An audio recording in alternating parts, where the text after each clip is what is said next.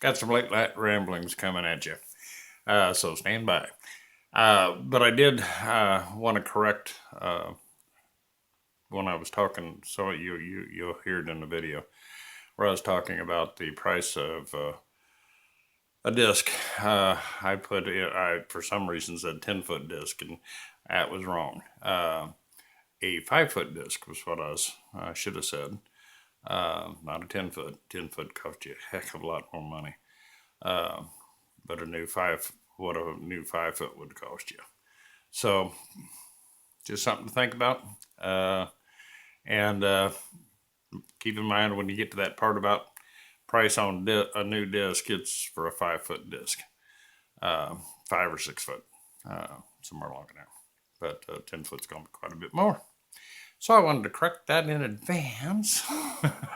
Yeah, I'm getting punchy. It's been a long day. And I'm going to be up and going here for a few more hours because I got some videos to upload to you. And, um, you know, so we'll see you in just a second.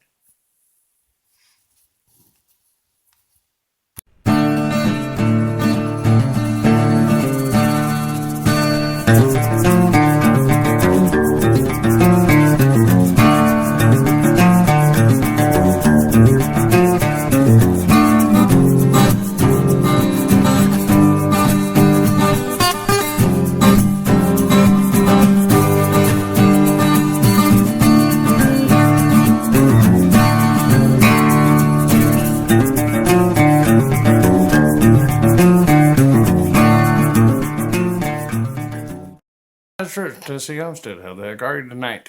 And it's late. I've been up cleaning. I'm in my kind of work clothes. Had to found my hat. That's Rich's security blanket right there now. Anyway, how y'all doing tonight? Uh, yes, as you can see by the screen behind me, I'm out trying to start hammering away at getting these all your wonderful comments replied to, and I decided to take an eyeball break and talk with y'all for just a minute. I love the comments on that upside down video. Heaven only knows. Tinkered with that thing. It was something in the camera. The video that I did immediately following that was just fine and dandy. So, some of the comments were cute. I enjoyed. Anyway, tonight I was kind of thinking about some things while I was scrubbing the kitchen down. I think about got it. Yeah, yeah. I actually cooked on the stove tonight without it bursting into flames from the 4 inches of grease that was on it. So yeah, I actually got to have a home cooked meal tonight. Woohoo! Um, wasn't anything spectacular, folks. Just made a pot of chili. But yeah, no, that's not health food. Okay, I agree. But it sure tasted good, and we've had some weird weather. Um, we have been up into the 80s, and then overnight lows now with the wind blowing like a hurricane outside, and down into the 40s, and it's just been nuts. Guy that was out installing the dish for my internet, yeah, uh, poor guy about got blown off the roof, and he was no little guy. Okay, he's a pretty good sized boy. And, yeah, told him throw some more rocks in his pockets, he'd be fine. But anyway, so tonight while I was scrubbing on the counters and the cabinets, yeah, that's gonna be a couple of jobs. You ladies, that handle a lot of the housework. Now I know some of you guys do too, but 9 times out of 10, it's the ladies that really do the cleaning, the deep cleaning of the household. And you can relate to this if somebody has really went nuts with the deep frying in the kitchen, let the grease build up, what those cabinets look like. Yeah. So, and one cleaning never does it. Uh, you know, but it's like a good grief.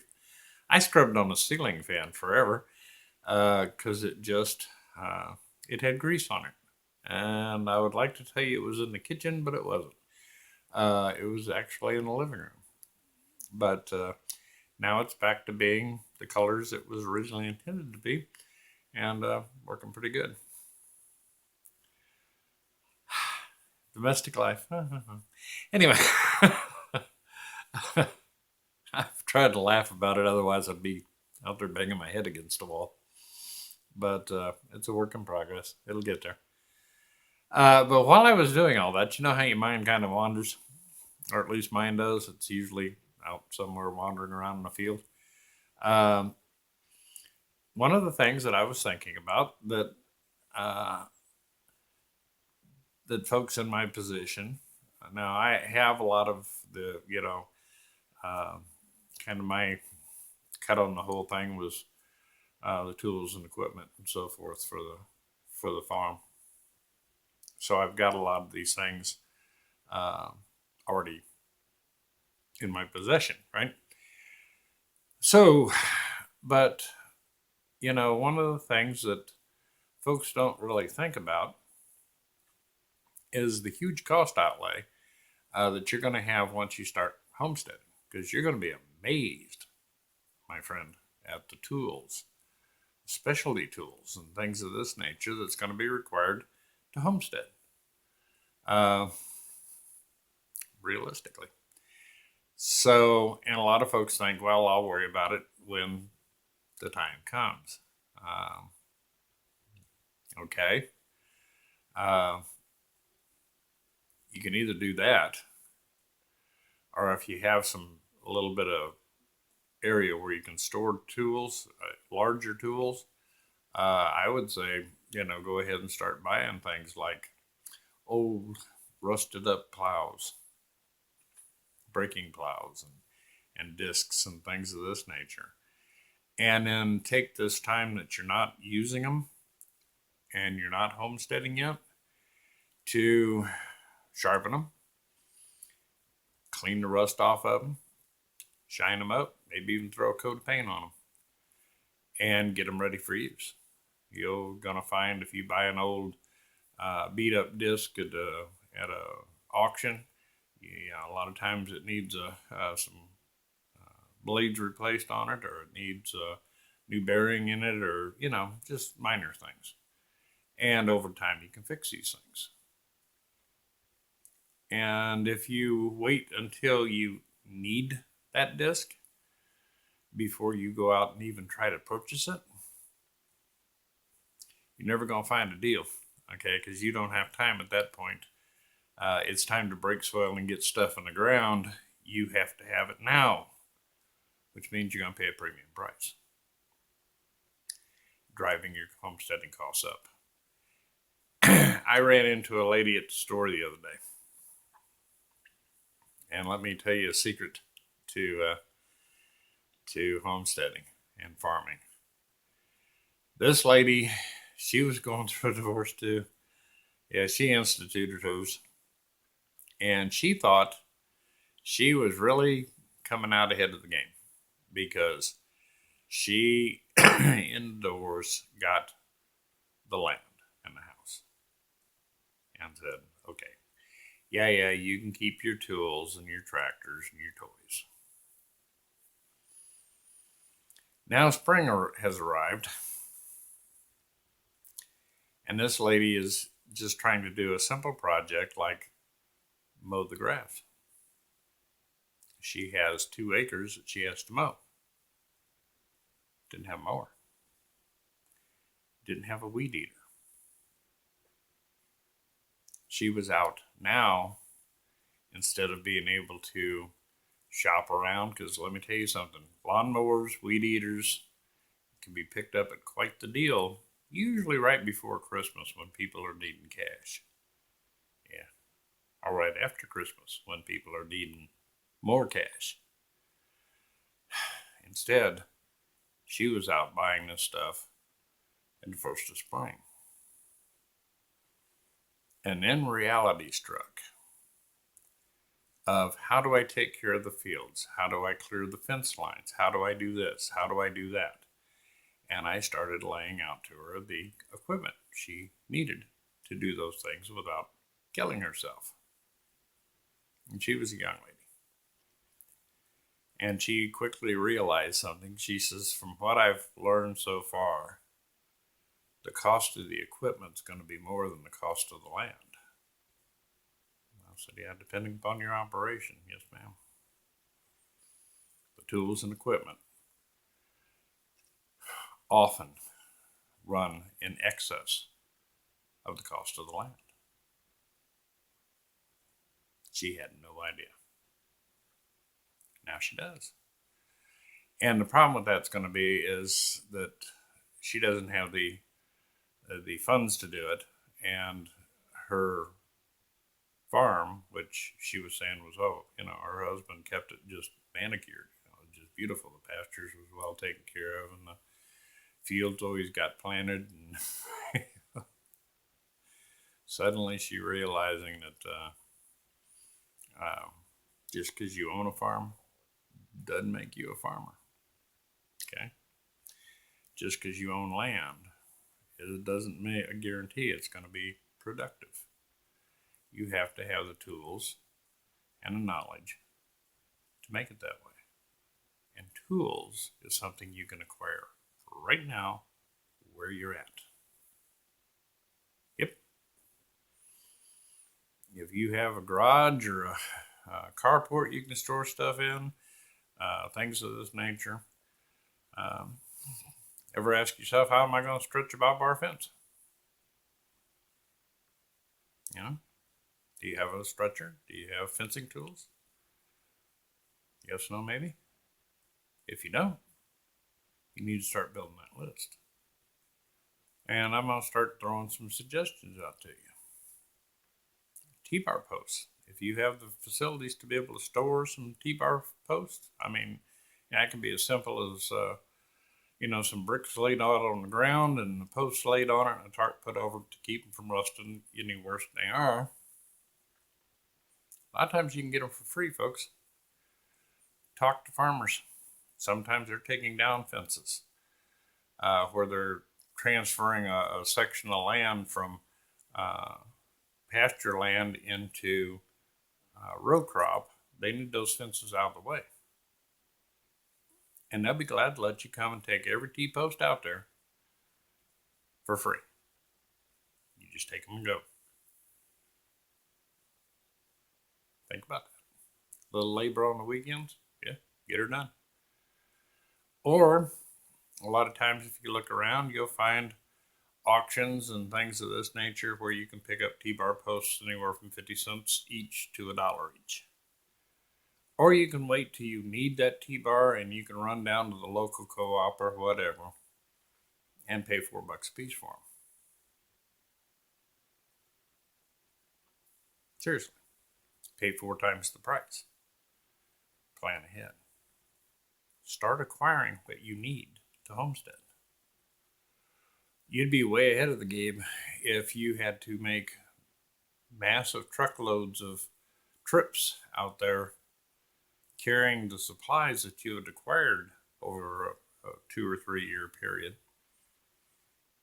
at auctions and sales and things of this nature.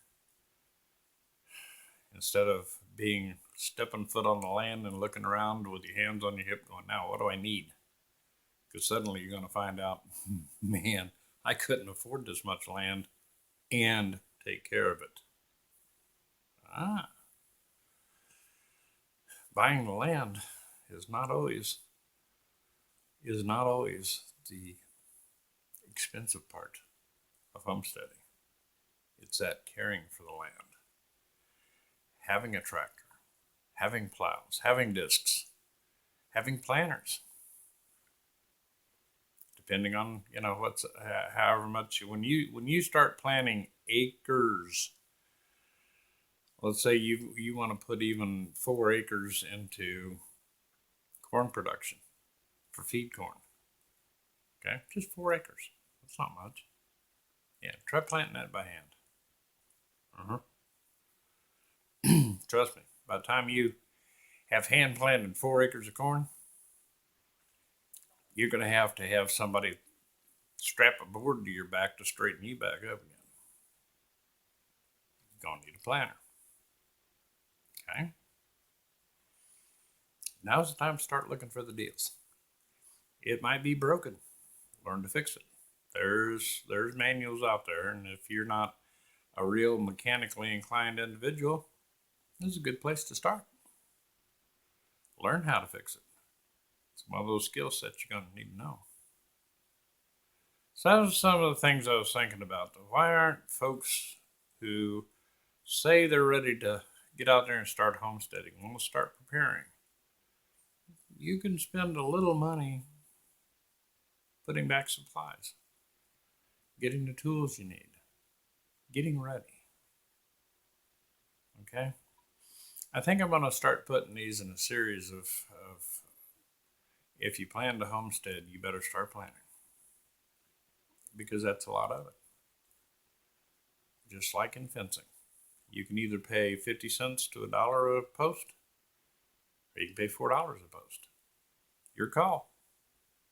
But you're going to have to pay the cost because you're going to put up a pasture to keep your livestock in. Which is going to mean you pick the price. It's one of those kind of pay them now or pay them later. And when you're trying to homestead, that's not the time to be driving your costs up through the roof, but many do it that way. And that's the worst way in the world to start out homesteading, because you're going to quickly find that either A, you have depleted every dime you had that you thought you had as a buffer, and things are starting to get a little slim, or B, you're not going to be able to properly do what you need to do to your land to make it productive. Either way, it's a lose situation. Plan in advance. Use your head. Okay, based on what storage facilities you have, or maybe you know somebody that has an old barn, so sure, you can throw all your fencing material out there. I don't care. Start looking for alternatives to be, when you buy the land, you're prepared to put that land into production. Okay? Prepared to put in those pastures. You've got the tools and so forth to where you're not having to throw a truckload of money out there. See? There's cheaper ways to do things, folks. And if you use your head, auctions, estate sales, farm sales, you can come across some deals. Start thinking that maybe this is something I need to start looking at hard if I'm really serious about starting a homestead. I will need these things. So do I pay a lot later or a little now? And you get to spread it out. Because let's face it, if you buy an old broke down disc and you pick it up for a couple $100, but it needs a bunch of blades and bearings and paint and rust cleanup, and you can spread that out. You don't have to, that all doesn't have to come out of your pocket at one time. And trust me, if you have to come out of pocket for a new just a little 10-foot disc, okay, that ain't much. A little 10-foot disc. A new one, you're going to cough up about $800. As opposed to $200 or $300, you can pick up an old one and fix up and work as well as a new one. And if you want it to look new, sandblast the frame and throw some paint on it. And it protects it. Start thinking, folks.